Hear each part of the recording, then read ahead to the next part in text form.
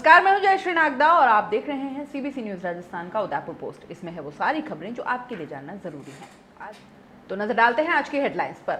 अनूठा गांव जहां बेटी पैदा होने पर मनाया जाता है जश्न, होता है पौधारोपण।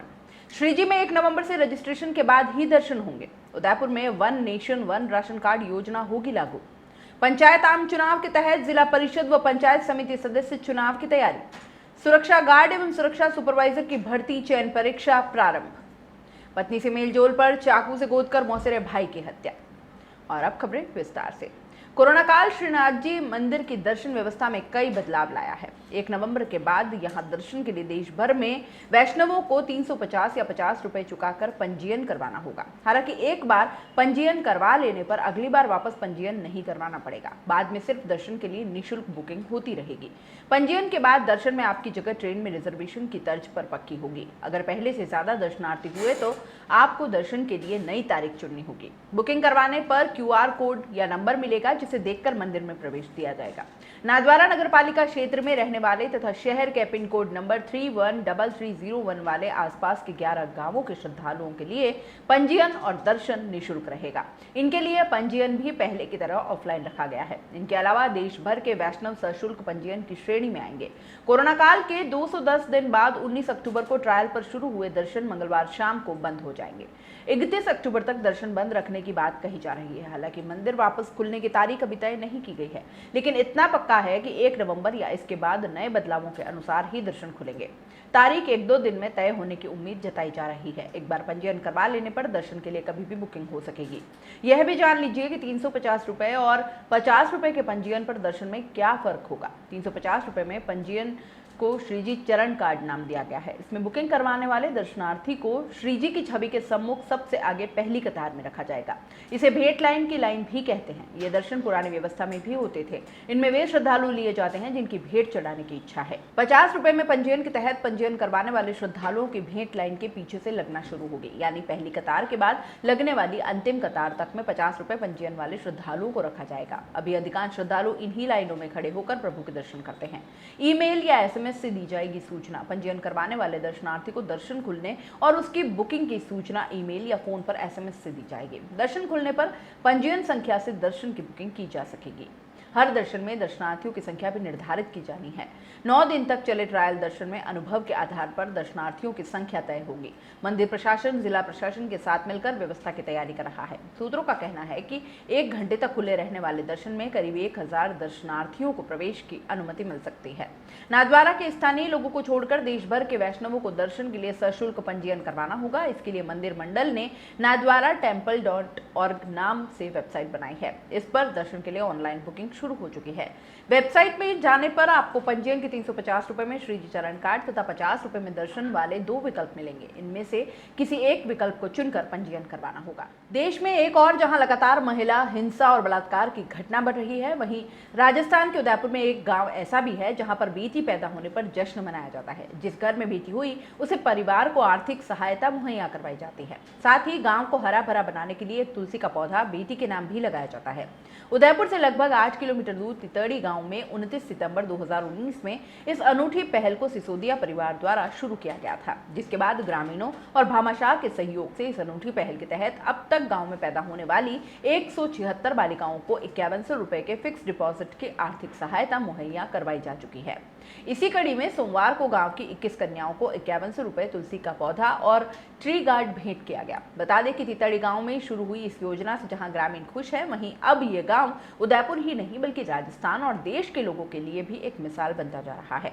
तितड़ी गांव में इस अनूठी पहल को शुरू करने वाले राजेंद्र सिंह ने बताया कि देश में जिस तरह से बालिकाओं के जन्म को लेकर एक गलत धारणा बनी हुई थी, उसे रोकने के लिए मेरे परिवार और गांव के कुछ सदस्यों द्वारा इस कार्य को शुरू किया गया था। धीरे धीरे भामाशाह द्वारा हमें सहयोग मिलता गया।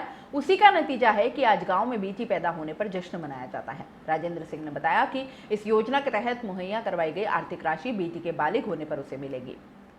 जिले में one nation one ration card योजना को लागू करवाने की तैयारी शुरू हो गई है। इसके लागू होने के साथ ही चयनित उपभोक्ता कहीं से भी खाद्य सुरक्षा योजना का लाभ ले सकेंगे। जिला कलेक्टर चेतन देवड़ा ने बताया कि योजना के तहत उचित मूल्य की दुकानों को पूरी तरह से ऑनलाइन किया जाएगा। वहीं खाद्य सुरक्षा योजना में चयनित उपभोक्ताओं के आधार नंबर राशन कार्ड के साथ में सीडिंग कर सत्यापन कार्य BLO के माध्यम से किया जाएगा। इस संबंध में जिले के समस्त उपखंड अधिकारियों को महत्वपूर्ण निर्देश दिए गए हैं कि जिले की सभी उचित मूल्य दुकानों पर पंजीकृत समस्त राशन कार्डों में दर्ज प्रत्येक लाभार्थियों के आधार कार्ड को राशन कार्ड के साथ सीड किया जाना है। आधार सीडिंग एवं सत्यापन कार्य के लिए प्रत्येक उचित मूल्य दुकानों के साथ BLO की मैपिंग की जा चुकी है। वहीं आधार सीडिंग के लिए मोबाइल ऐप भी विकसित की गई है।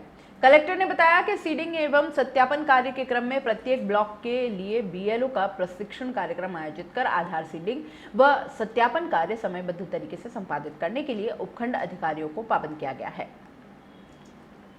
जिले में पंचायत आम चुनाव 2020 के तहत आगामी नवंबर-दिसंबर माह में होने वाले जिला परिषद सदस्य एवं पंचायत समिति सदस्यों के चुनाव की तैयारियां शुरू हो गई है। इस चुनाव के तहत जिले की 20 पंचायत समितियों की 652 ग्राम पंचायतों में 43 जिला परिषद सदस्य एवं 364 पंचायत समिति सदस्य के चुनाव होने हैं। इन चुनावों के स्वतंत्र, निष्पक्ष और पारदर्शी तरीके से संपादन को लेकर सोमवार को जिला निर्वाचन अधिकारी चेतन देवड़ा ने जिला परिषद सभागार में चुनाव से संबंधित सभी प्रकोष्ठ के प्रभारियों के साथ बैठक ली एवं आवश्यक तैयारियों के साथ आपसी समन्वय स्थापित करते हुए विभिन्न व्यवस्थाओं सुनिश्चित करने के निर्देश दिए।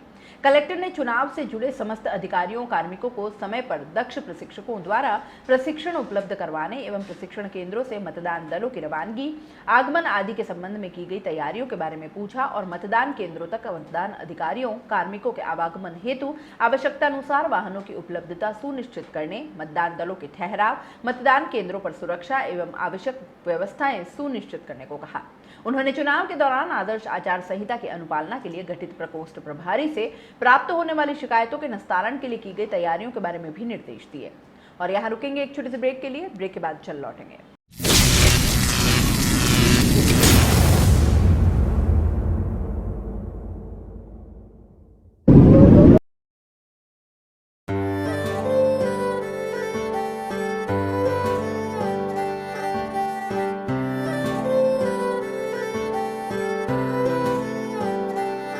मारे आंगणे की तू है लाडली, मारे बगिया की तू है एक कली।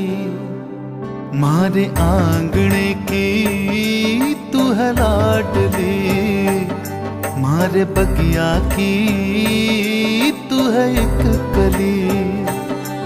जद छोड़ के तू जाएगी हमें लाडो, याद तेरी घनी आएगी। मारे आंगणे की तू है लाडली, मारे बगिया की तू है एक कली। सोजतिया ज्वेलर्स, रिश्तों को नहीं दिलों को जोड़े। ब्रेक के बाद आपका स्वागत है। भारतीय सुरक्षा दस्ता परिषद नई दिल्ली एवं SIS के संयुक्त तत्वाधान में भारत सरकार के पसारा एक्ट 2005 के तहत ग्रामीण व शहरी क्षेत्र के शिक्षित बेरोजगार युवकों को सुरक्षा गार्ड एवं सुरक्षा सुपरवाइजर के पद पर भर्ती चयन परीक्षा सोमवार को राजकीय उच्च माध्यमिक विद्यालय लसाड़िया में आयोजित हुई। वरिष्ठ भर्ती अधिकारी महिपाल सिंह ने बताया कि इस परीक्षा में बेरोजगार युवाओं का शारीरिक परीक्षण हुआ। इस दौरान 325 बेरोजगार युवाओं में से 79 बेरोजगार युवाओं का चयन हुआ। इसी क्रम में 27 अक्टूबर को वल्लभनगर, 28 अक्टूबर को सेमारी, 29 अक्टूबर को सराड़ा व 30 अक्टूबर को राजकीय उच्च माध्यमिक विद्यालय सलूम्बर में यह परीक्षा आयोजित होगी। प्रतापनगर थाने के रकमपुरा में रविवार देर रात चाकू से गोदकर शराब दुकान के सेल्समैन चैनराम पुत्र रामलाल गमिती की हत्या कर दी। पुलिस ने सोमवार को जांच पड़ताल की। इसमें वारदात को अंजाम देने में 3 अभियुक्तों का शामिल होना पाया गया। सोमवार शाम को 3 अभियुक्तों में से 2 मृतक के मौसेरे भाई पुराने RTO शिव कॉलोनी निवासी शंकर पुत्र माना गमिती और पुराना RTO रोड निवासी राजू उर्फ राजेंद्र पुत्र उदय राम को पुलिस ने गिरफ्तार कर लिया।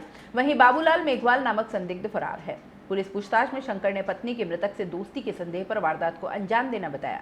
चैनराम के शरीर पर अलग अलग जगहों पर चाकू से ताबड़तोड़ 7 वार किए, इससे उसकी मौत हो गई। थाने में मृतक की पत्नी सरोज ने रिपोर्ट दी।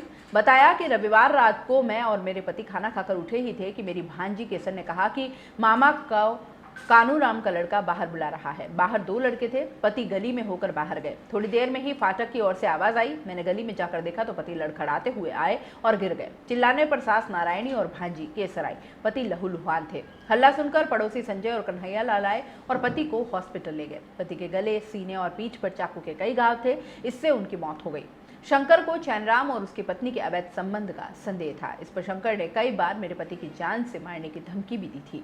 थानाधिकारी विवेक सिंह ने बताया कि देर रात सूचना मिली कि रकमपुरा में चाकू से वार करने की वारदात हुई।